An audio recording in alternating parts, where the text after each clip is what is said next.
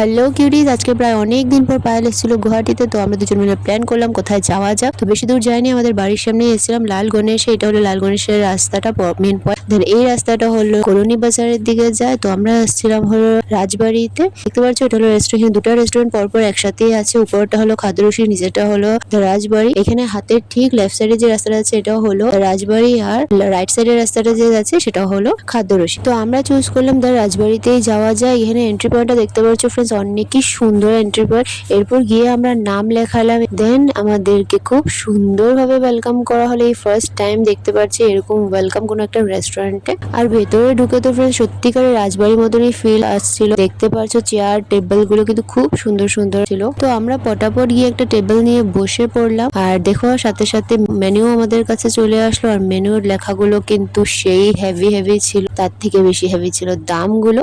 আর খাবার অর্ডার দেওয়ার সাথে সাথেই চলে আসলো ওয়েলকাম ড্রিঙ্কস, এইটা কিন্তু কমপ্লিমেন্টারি ছিল।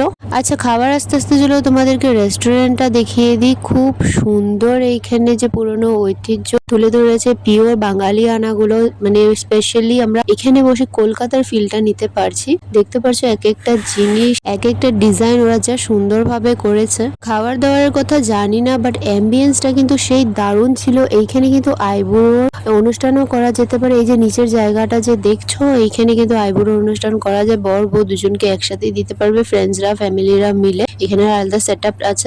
আর হ্যাঁ, আলাদা মেনুর সিস্টেমও আছে, যেখানে শুধু আইবুড়োরই আইটেম তোমরা দিতে পারবে। সেইখানে কিন্তু স্টার্টার থেকে শুরু করে মেন কোর্স, ডেজার্ট সব একসাথেই দেওয়া হবে। আমরা একটা ছোট মোটো কম্বো থালি অর্ডার দিয়েছিলাম, এটা আসলে তোমরা দেখতে পারবে। এর আগে দেখে নেওয়া চলে এসছে হলো আমাদের স্টার্টার। ফার্স্টেই তো আমরা অর্ডার করেছিলাম চিকেন ফ্রাই, যেটা আমার মোটামুটি লেগেছে। আমি অনেস্ট রিভিউ দিচ্ছি ফ্রেন্ড, জানি না তোমরা গিয়েছো কি যাও, আর সবার মুখের টেস্টও কিন্তু আলাদা থাকে। তো কেউ আমার কথা শুনে যাবে না, সেরকম করো না। দেন ছিল ফিশ কবিরাজি, এইটাও আমার মোটামুটি লেগেছে।